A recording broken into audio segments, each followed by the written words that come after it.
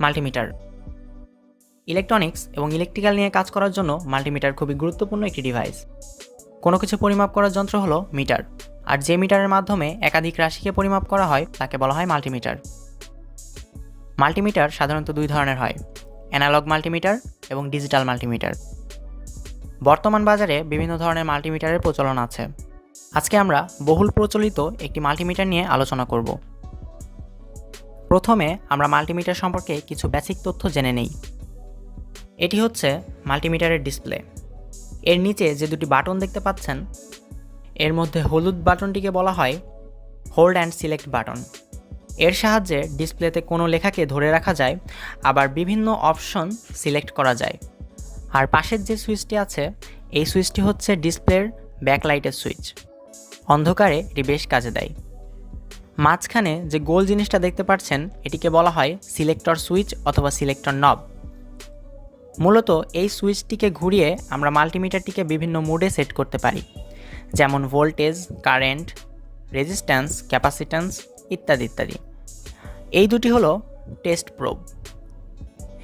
এই মাল্টিমিটার দিয়ে আমরা যে যে ধরনের মান পরিমাপ করতে পারি তা হলো DC voltage, AC voltage, battery অর্থাৎ ব্যাটারি নষ্ট নাকি ভালো, ডিসি কারেন্ট, ডায়োড এবং কন্টিনিউটি টেস্ট, রেজিস্টর ইত্যাদি।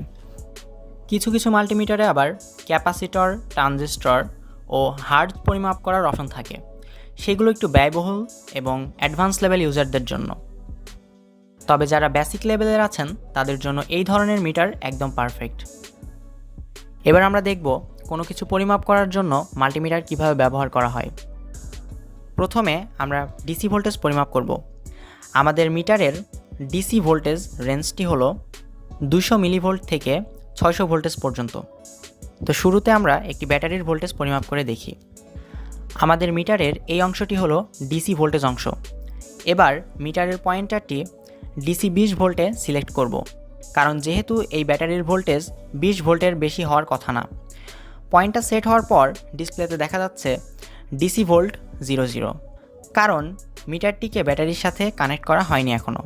এবার ব্যাটারির পজিটিভের সাথে মিটারের পজিটিভ প্রোব অর্থাৎ লাল প্রোবটি এবং ব্যাটারির নেগেটিভের সাথে মিটারের নেগেটিভ প্রোব অর্থাৎ কালো প্রোবটি সংযোগ করলাম, এবং ডিসপ্লেতে এখন দেখা যাচ্ছে 1.5 ভোল্ট, অর্থাৎ আমাদের এই ব্যাটারিটি 1.5 ভোল্টের ব্যাটারি। ডিসি ভোল্টেজ পরিমাপের ক্ষেত্রে আমরা যদি ব্যাটারির নেগেটিভের সাথে মিটারের পজিটিভ এবং ব্যাটারির পজিটিভের সাথে মিটারের নেগেটিভ টার্মিনালটি কানেকশন করি, তাহলে আমাদের মিটারে নেগেটিভ রিডিং দেখাবে। অর্থাৎ আমরা যদি উল্টো করে লাগাই তাহলে আমাদের মিটারে নেগেটিভ রিডিং দেখাবে। এখন যেমন 1.5 ভোল্ট দেখাচ্ছে, উল্টো করে লাগালে এটি -1.5 ভোল্ট দেখাতো। এবার একটি ডিসি পাওয়ার সাপ্লাই অথবা মোবাইল চার্জারের আউটপুট পরিমাপ করে দেখি। চার্জারের সাথে মিটারের প্রোব দুটি কানেক্ট করার পর মিটারের রিডিং আসছে 5 ভোল্ট। এখানে একটি কথা বলে রাখি, আমাদের পরিমাপকৃত দুটি পাওয়ার সাপ্লাইয়েরই সম্ভাব্য ভোল্টেজ রেঞ্জ আমার জানা ছিল, কারণ একটি রিমোটের ব্যাটারি ও একটি মোবাইলের চার্জারের আউটপুট ভোল্টেজ কখনোই 20 ভোল্টের উপরে যাবে না। তাই আমি সরাসরি 20 ভোল্টে সিলেক্ট করেছিলাম মিটারটি। আপনি যদি একটি সাপ্লাইয়ের সম্ভাব্য ভোল্টেজ সম্পর্কে আন্দাজ করতে না পারেন, তাহলে অবশ্যই মিটারটি সর্বোচ্চ রেঞ্জে সিলেক্ট করবেন। এবার আসি এসি ভোল্টেজের ক্ষেত্রে। এসি ভোল্টেজ পরিমাপ করতে চাইলে পয়েন্টারটি এসি রেঞ্জে সিলেক্ট করতে হবে। এই মিটারের এসি রেঞ্জ হচ্ছে 200 থেকে 600 ভোল্ট পর্যন্ত।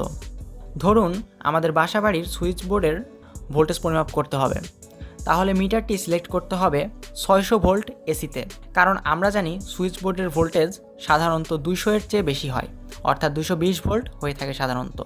আমরা যদি 200 চেয়ে কম সিলেক্ট করি বা 200 সিলেক্ট করি, তাহলে অতিরিক্ত ভোল্টেজ মিটারের মধ্যে যাওয়ার কারণে মিটারটি নষ্ট হয়ে যেতে পারে। তো এই বিষয়টি অবশ্যই খেয়াল রাখতে হবে আমাদের। প্রোব দুটি কানেক্ট করার পর রিডিং আসলো 220 ভোল্ট। বলে রাখা ভালো, এসিতে কোনো প্লাস মাইনাস থাকে না, এজন্য প্রোব দুটি উল্টা করে লাগালেও কোনো সমস্যা নেই।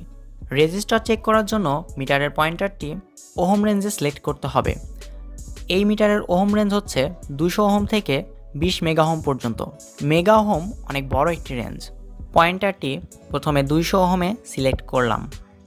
ডিসপ্লেতে রেজাল্ট আসলো 9.5 ওহম, অর্থাৎ এই রেজিস্টারটির কোম্পানি রেটিং ছিল 10 ওহম, কিন্তু এখানে +- 5% টলারেন্স থাকার কারণে কিছু মান কম অথবা বেশি দেখাতে পারে।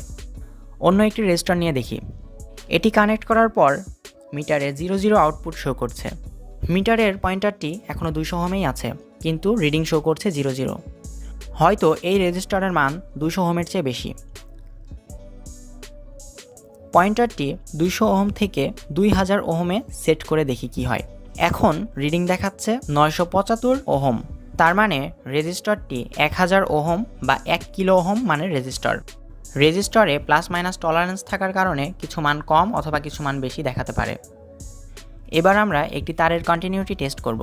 আমরা চাচ্ছি একটি তার চেক করে দেখতে যে তারটি ভালো নাকি নষ্ট। মিটারের পয়েন্টারটি কন্টিনিউটি মোডে সেট করার পর মিটারের প্রোব দুটি তারের দুই প্রান্তে লাগালাম। এখন ডিসপ্লেতে 00 রিডিং শো করছে এবং একটি বিপ সাউন্ড হচ্ছে। এর অর্থ তারের এক প্রান্ত থেকে অপর প্রান্ত পর্যন্ত বিদ্যুৎ প্রবাহিত হচ্ছে, অর্থাৎ তারটি সম্পূর্ণ ভালো। এবার আমরা একটি নষ্ট তার নিয়ে দেখি। বিপ শব্দটি আর হচ্ছে না এবং ডিসপ্লেতে ওভারলোড শো করছে, অর্থাৎ তারের এক প্রান্তের সাথে অন্য প্রান্তের কোনো সংযোগ নেই, অর্থাৎ তারটি নষ্ট, অথবা তারটির মাঝখানে কোথাও থেকে ছিঁড়ে গিয়েছে। এবার দেখব ডায়োড কিভাবে টেস্ট করে।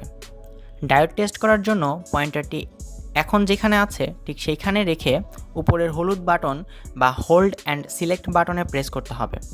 তাহলে কন্টিনিউটি মোড থেকে ডায়োড টেস্ট মোডে মিটারটি সিলেক্ট হয়ে যাবে। হলুদ বাটনটি ক্লিক করার পরে ডিসপ্লেতে ডায়োড প্রতীকটি শো করছে। ডায়োডের পজিটিভ টার্মিনাল অর্থাৎ অ্যানোড প্রান্তের সাথে মিটারের পজিটিভ প্রোব অর্থাৎ লাল প্রোবটি সংযোগ করি এবং ডায়োডের নেগেটিভ প্রান্ত অর্থাৎ ক্যাথোডের সাথে মিটারের কালো প্রোবটি অর্থাৎ নেগেটিভ প্রোবটি সংযোগ করি। একটি ভালো ডায়োডের ক্ষেত্রে এই রিডিংটি সাধারণত 0.500 থেকে 0.600 মধ্যে একটি ভ্যালু দেখিয়ে থাকে।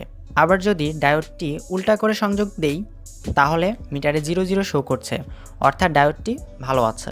কারণ ডায়োড বিদ্যুৎকে শুধুমাত্র একদিকে প্রবাহিত করে। আমরা যখন ডায়োডের পজিটিভের সাথে মিটারের পজিটিভ এবং ডায়োডের নেগেটিভের সাথে মিটারের নেগেটিভ প্রোবটি সংযোগ করেছিলাম তখন এর মধ্যে দিয়ে বিদ্যুৎ প্রবাহিত হতে পেরেছিল, কিন্তু আমরা যখন ডায়োডের নেগেটিভের সাথে মিটারের পজিটিভ এবং ডায়োডের পজিটিভের সাথে মিটারের নেগেটিভ প্রোবটি সংযোগ করলাম তখন ডায়োড বিদ্যুৎ প্রবাহে বাধা প্রদান করলো। এই জন্য এখানে 00 রিডিং দেখাচ্ছে, অর্থাৎ এই ডায়োডটি ভালো। এবার আমরা ডিসি অ্যাম্পিয়ার টেস্ট করব। ডিসি অ্যাম্পিয়ার টেস্ট করার জন্য পয়েন্টারটি ডিসি অ্যাম্পিয়ার অংশে সিলেক্ট করতে হবে। এই মিটারের ডিসি অ্যাম্পিয়ার রেঞ্জ হচ্ছে 200 মাইক্রো অ্যাম্পিয়ার থেকে 10 অ্যাম্পিয়ার পর্যন্ত।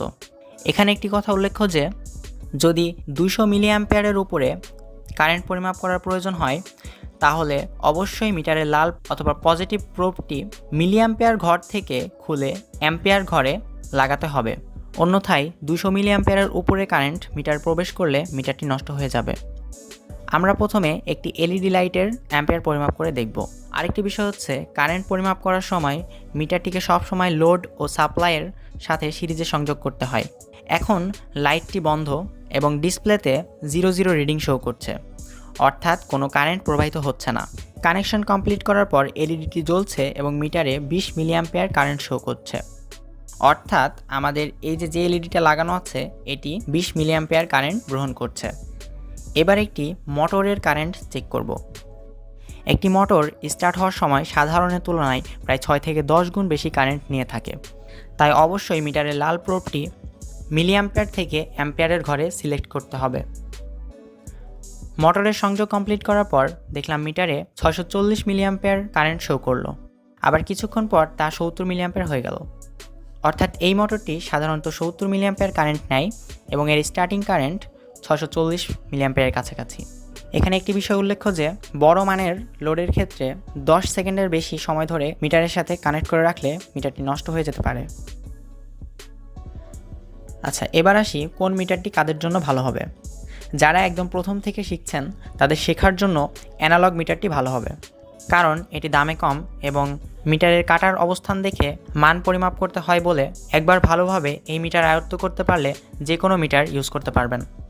আর প্রথমের দিকে অদক্ষতার কারণে ভুল সংযোগ দেওয়ার ফলে মিটারটি নষ্ট হয়ে যেতে পারে।